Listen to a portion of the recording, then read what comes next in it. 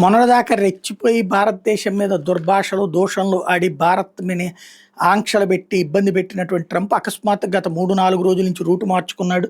Positive స్టేట్మెంట్లు ఇస్తున్నాడు. అది మోడీ మీద ప్రేమ కాదు, తన దేశంలో ఉన్నటువంటి ల్యాబిస్టులు చెప్పినటువంటి లెక్క అర్థమవుతుంది ఆయనకి. ఒకటి, భారతదేశం అనేటటువంటిది కనుక లేకపోతే అమెరికాకి పెద్ద దెబ్బ అవుతుంది. ఇప్పుడు తాజాగా ఆయనకి సంబంధించినటువంటి ఎక్స్పర్ట్సే చెప్పుకొచ్చినటువంటి లేటెస్ట్ అంశం ఏంటయ్యా అంటే, ఇండియాకి సంబంధించి ఇండియా లేకపోతే బ్రిక్స్ ఏనాడో మనల్ని దెబ్బకొట్టేది. బ్రిక్స్ కరెన్సీ తేవాలి, బ్రిక్స్ కూటమి తేవాలి, నాటోకి వ్యతిరేకంగా, యూరోపియన్ యూనియన్కి వ్యతిరేకంగా ఏదైతే సైనిక సహకారం కూడా అన్నటువంటి రూట్లో వీళ్ళు అడిగితే వాళ్ళు కూడా ఒప్పుకుంటున్నారు. కానీ ఇండియా అడ్డుపడుతోంది. ఓ రకంగా చెప్పాలంటే చైనాకి అమెరికా తరపున భారత్ అడ్డుపడుతుంది అన్నంత కోపం కూడా ఉంది. అట్లాంటి సిచ్యుయేషన్లో మనం ఇండియాని దూరం చేసుకోవడం ట్రంప్ చేస్తున్న వ్యవహారం కరెక్ట్ కాదు అంటూ ట్రంప్ దగ్గర గతంలో పనిచేసిన వాళ్ళు కూడా ఎక్స్ప్లెయిన్ చేస్తున్నారు.